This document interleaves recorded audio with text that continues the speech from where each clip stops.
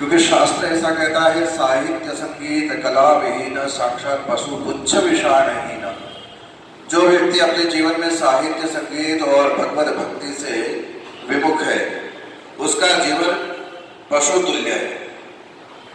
तो आपने कहा इतना जीवन हमने दे दिया केवल अपने पारिवारिक जीवन के लिए, अब हमें आध्यात्मिकता की ओर, धार्मिकता की ओर जाना चाहिए। और मैं तो कहता हूं कि शास्त्र में ऐसा लिखा है कि पत्रम पुष्पम फलम तोयम यो मे भक्त्या प्रयच्छति।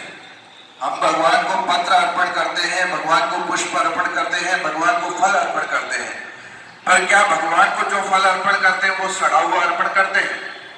भगवान को जो पुष्प अर्पण करते हैं वो मुरझाया हुआ अर्पण करते हैं? तो फिर हमारा जीवन जो है वो जवान जीवन, जो जवानी है, वो भगवान को अर्पण क्यों नहीं करते? बाल्यकाल से भगवत भक्ति में क्यों नहीं करते? और बाल्यकाल से यदि भगवान के चरणारविंदों में हमारा मन लग जाएगा, जैसे आपने कहा कि ये मन है, तो चंचलम ही मना कृष्ण प्रमाथे बलवत्तर। ये मन इतना चंचल है कि एक क्षण में आपको कहां से कहां पहुंचा देता है। पर इस मन के ऊपर आपने अंकुश ला दिया, और वो अंकुश कैसे आएगा? संतों के सानिध्य में बैठने से वो अंकुश आ जाता है। तो ऐसा अंकुश जब हमारे मन पर आ जाएगा और इस मन को हम नियंत्रित करेंगे, तो दुनिया का जितना भी वैभव है, दुनिया का जितना भी आनंद है, वो आपके स्वयं के अंदर विद्यमान है। आपको कहीं जाने की आवश्यकता नहीं। यह अध्यात्म है। अभी हम लोग जो घूम रहे हैं वो हमें अपनी धार्मिकता घुमा रही है। हम लोग धार्मिक है इसलिए देव मंदिर में जाते हैं, वहां प्रणाम करते हैं, माथे पर तिलक करते हैं, शिखा बंधन करते हैं, धोत वस्त्र पहनते हैं। ये मात्र हमारा ऊपर का जो भाव है वो धार्मिकता कहलाता है, पर हमारे अंदर का जो भाव है वही हमारी आध्यात्मिकता है। और आध्यात्मिकता आती है, संस्कृत की दृष्टि से देखा जाए तो अधि आत्मा, अधिकार होता है अंदर, आत्मा के अंदर यदि आपने झांकने का प्रयास किया, वही आपका अध्यात्म है। तो इन भजन के माध्यम से आपको अपने अध्यात्म के अंदर जागना है। और ये जब बात आई निकली किशोर जी से, तो उन्होंने कहा मैंने कई संगीतकारों को सुना और अंत तो गत्वा मेरी दृष्टि पड़ी बहन जी पर, धर्मेंद्र जी अरोड़ा पर। और जब से मैं आया हूँ, बाल्यकाल था मेरा यहाँ पर, 2001 में मुझे जब आया, उसके 2-4 साल बाद आपसे परिचय हुआ, तब से निरंतर आपके परिचय में हूँ और आपके कई कार्यक्रमों में मैं गया भी हूँ, साक्षी भी हूँ। आप और खगेश भाई तो कई बार दीदी के बारे में बताते भी हैं कि दीदी हमें कुछ लिए बिना भी कई बार हेल्प कर देती कि चलो तुम्हारा कार्यक्रम कर दो। और ये एक दीदी नहीं, ऐसे 7 दीदियां बैठी है यहाँ, ये सप्तक ग्रुप की 7 दीदियां जो परोपकार की भावना से प्रेरित होकर, भक्ति की भावना से प्रेरित होकर सुंदर ऐसे कार्यों में अपनी सहभागिता देती है। ये बड़ी महत्वपूर्ण बात है। तो जीवन में इस प्रकार के कार्य जब हमारे द्वारा होने लगे, तब ये समझना कि भगवान की कृपा हम पर उतरने लगी है। और ऐसी कृपा निरंतर बनी रहे, इसके लिए प्रयत्नरत रहना चाहिए।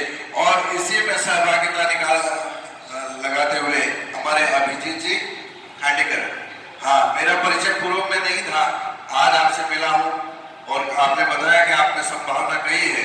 तो ऐसी संभावनाएं ही व्यक्ति को आगे ले जाती है। बस उत्साहवर्धन और प्रोत्साहन की आवश्यकता होती है।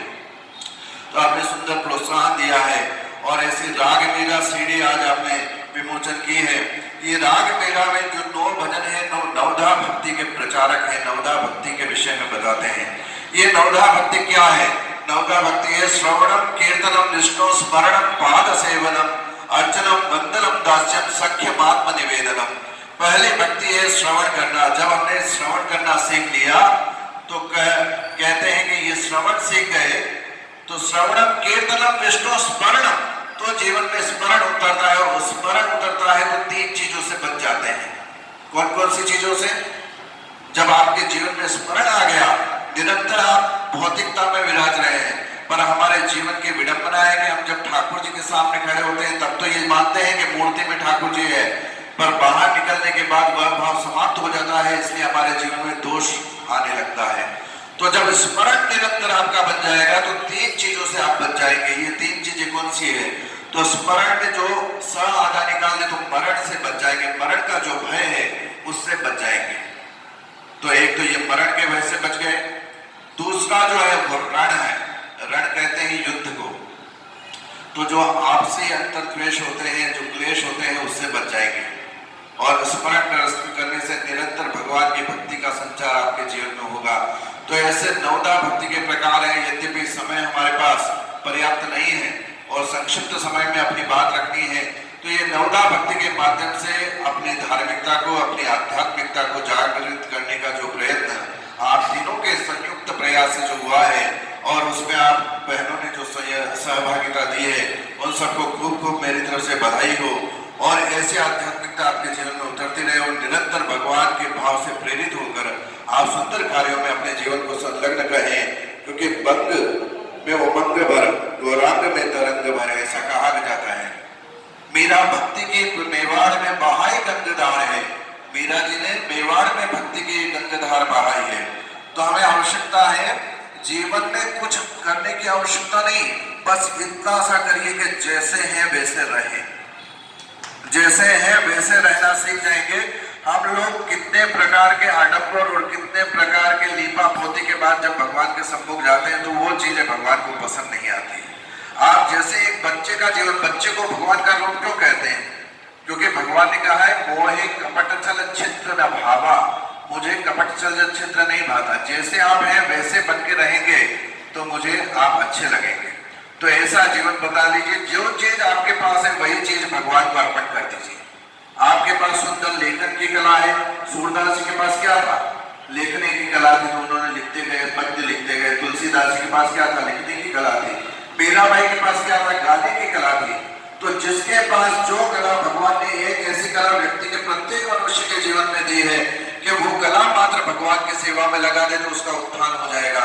तो इतना सा करना है, जैसे हैं वैसे रहें और अपने भगवान के द्वारा जो प्रदत्त कला है उसको पहचान कर भगवान के चरणों में, भगवान की सेवा में लगा दें, तो आपका जीवन निरंतर प्रगति और अध्यात्म की ओर बढ़ेगा। इन्हीं सुंदर भावों के साथ मैं अपनी वाणी को विराम देता हूँ। आप सभी यहाँ पर पधारे, आप सभी का खूब खूब धन्यवाद। और ऐसी सप्तक मंडली ड्रेस भी अपन ही बनाते हैं क्या? ये बहुत सुंदर ड्रेस लग रही है मुझे।